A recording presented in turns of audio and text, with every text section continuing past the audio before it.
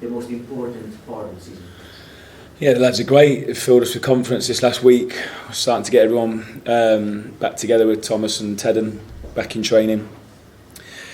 Yeah, we're up for it. We're up for the fight, and that's what it's going to be now for the next 9 games.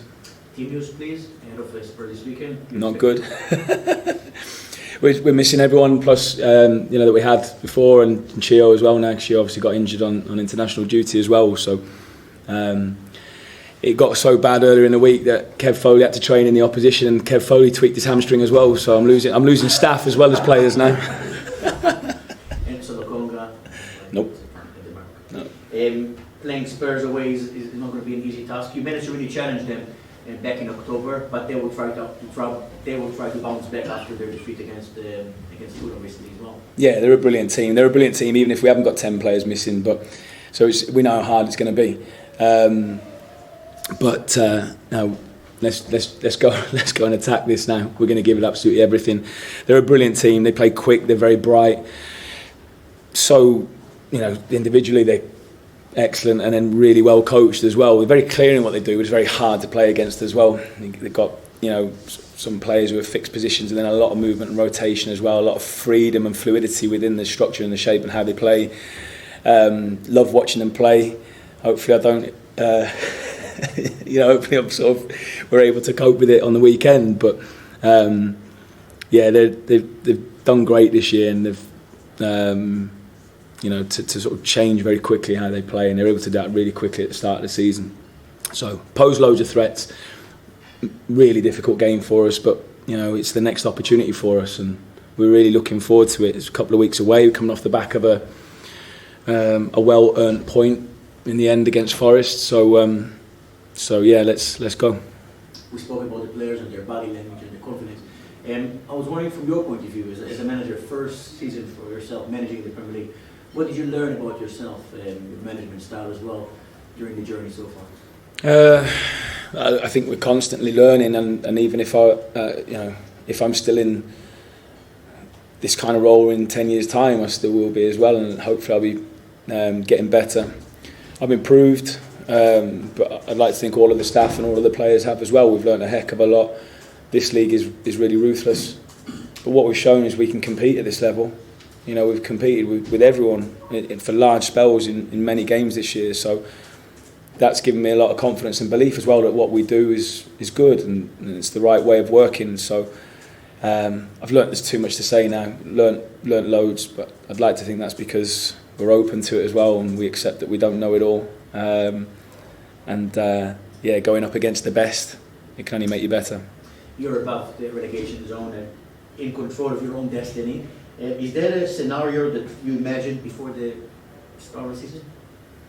Yeah, we believed in ourselves as a group. We believed ourselves as a football club. You say we're above the line at the moment. I don't know. Yeah, maybe we are, maybe we're not. But it is still in our destiny anyway. I believe we're in control of it. We got to pick up wins. We got to pick up points. And you're right. It's a critical stage of the season. But we always believed. I think my first interview at the beginning of this season would have been, yeah, we can do this. We know it's a huge challenge, but if we'd have been going into this season not believing, then there'd have been, we wouldn't be in the position that we're in now. Thank you. You want? Yeah. Well, just the two teams either side of you have an asterisk by their name at the moment. That uncertainty can't be healthy, can it? It's not something that we think about.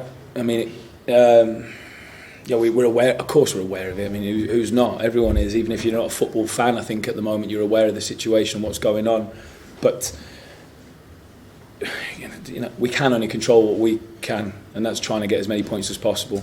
And if we don't, it doesn't really matter what goes on, points deductions or not, appeals and being successful or not. So it's a really strange situation, and it's difficult to talk about because it's not happening directly to us, but we're involved in it.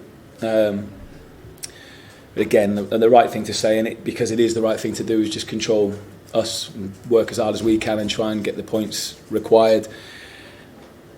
And we won't really know how many of those points, we won't really know what it is going to take. what we've got to try and do is finish above them, and that's it. That's all we can try and do. Thank you. Just following on from that, Rob, I think Andros called it a mockery if it goes like this. I know you don't want to speak too much about it, but the players must be talking about it, everyone's talking about it, because it's this ridiculous situation we find ourselves in.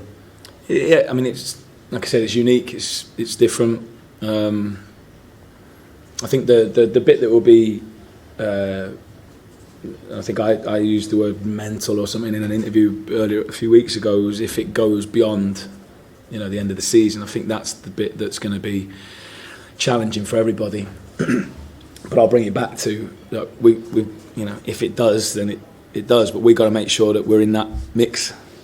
And so if we don't do our job and we don't get the points required, then we're not in that mix, then it doesn't matter at all. So it is unique. I know everyone's talking about it because for it to happen to two football clubs and, in a season, it's not happened before. So, and the stakes are so high because it's the Premier League now, and the everything, not just it is, but the money is huge and what it's worth. So. I get the question. I know everyone is talking about it. I know the lads will talk about it, but it's not something that when we're sat in here as a group, and it's not something that we're going to say, right, let's bank on this. We can't. So we'll try and steer clear of that conversation as much as possible. It's probably more one for Gary, isn't it? Because how can he plan for next season and the recruitment guys when you're not going to know until I don't know when? Well, yeah. Again, we got to try and make sure it is in our hands, and there's enough points available to us to be out of that conversation, and I know that's really difficult for us. We know we've got a lot of tough games to go, but our aim, and I'm sure everyone's aim, is to try and make sure that come the final whistle on the last day of the season, they're not involved in that conversation, and we've got enough points by hook or by crook. But if it does go beyond, it's just going to be we'll deal with that as and when, if that happens. Back to the football. What is Obene's situation? Because obviously he played in the first game for Ireland, and then had to pull out the second. Yeah, he felt hamstring, which turns out to be a tendon in his hamstring. So he reported it. I think at half time he was feeling awareness, and then he came off into the second half. Tried training a couple of days later, but unfortunately there's something there. We got him back as soon as he come out of the training session, and then we've scanned him, and we'll see how he reacts now. But it's probably going to be a few weeks. So it's just how it's going at the moment. That's a blow for us, clearly.